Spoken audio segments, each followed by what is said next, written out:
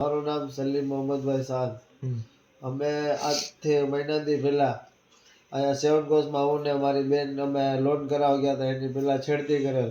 કોણે છેડતી કરી હતી? એ મુન્નાભાઈના છોકરા એ સાવરને.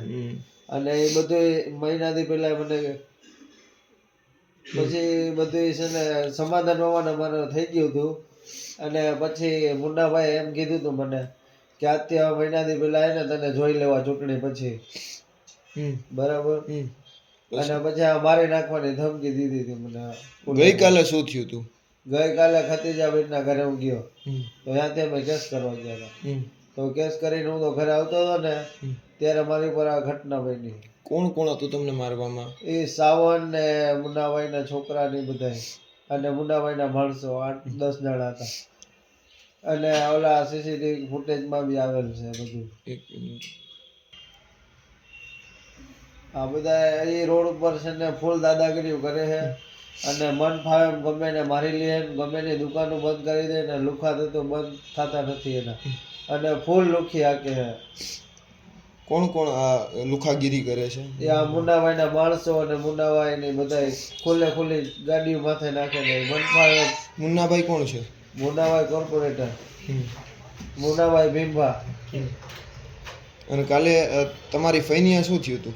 મારી ફઈનિયા ઓલું થયું હતું, આપણે મુન્નાભાઈના માણસો આવી અને ખેલ કરી ગયા કારણીના, અને ફૂલ મારી નાખવાની ધમકી દીધી. તમને ક્યાં ક્યાં લાગ્યું? શું માર્યું? મને હાથમાં લાગેલ છે અને હાથમાં છરીઓના બહુ ઘા મારી દીધા છે. અને હું પડી ગયો હતો. પછી 8-10 જણા ફોકા મારતા હતા છરીઓના જેમ આવે. અને દુકાન પાઇપો ને એવું જ દેખાતું હતું. ઓકે.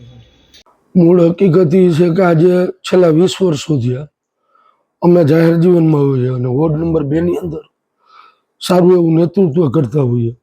આને અનુસંધાને રાજકીય કાવા દાવા રાખી અને આની પહેલા ચૂંટણી સમયમાં મારા સંતાન ઉપર હાવ લેવા દેવા વગરની ફરિયાદ દાખલ કરેલ હતી, જેમાં એ લોકોએ એવું કીધું હતું કે મારા છોકરાએ છોકરીની છેડતી કરી. ત્યારબાદ તાલુકા પીએસઆઈ શ્રી, ડીવાયએસપી સાહેબ શ્રીને રૂબરૂ મળી અને મેં સાહેબને રજૂઆત કરી કે સાહેબ આપ આવી જુઓ, આ લોકો એક ક્રિમિનલ માણસો છે અને આની પહેલા લૂંટોમાં પણ 2-4 જગ્યાએ એમના નામ આવેલા છે, હની ટેપમાં પણ છે. અને મારા વિસ્તારની અંદર નાના નાના માણસો, ગરીબ માણસો હોય કે જે રોડ ઉપર નીકળતા હોય એની અરે બાઇક અથડાવવી, ત્યારબાદ ટોળાના રૂપમાં ભેગા થઈ અને ખોટી રીતના પૈસા પડાવવા, આવો મૂળ આ લોકોનો ધંધો છે. અને મારા વિસ્તારની અંદર અવારનવાર મારી ઓફિસે આ બારાની ફરિયાદો આવે.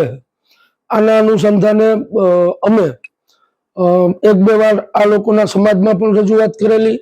સમાજના લોકો પણ એમને 1-2 વાર ખીજાયેલા. પરંતુ જ્યારે મારો છોકરો જુનાગઢ આવે અને ઓફિસે આવે તો બાઇકો લઈને એની પાછળ ને પાછળ મોટરસાઇકલ વાગવી અને મારા છોકરાને એક જાતનો માનસિક ટોર્ચર કર્યો હતો. અને ત્યારબાદ મારો ડ્રાઈવર અનિલ અને બંને 66 કેવીમાંથી, કાલે હોળીનો તહેવાર હતો, મને ખ્યાલ હતો ને હું વાડીએ હતો, પાણી છાંટવા જતા હતા. રસ્તામાં રોકી અને ઢીકાપાટુનો માર મારેલ.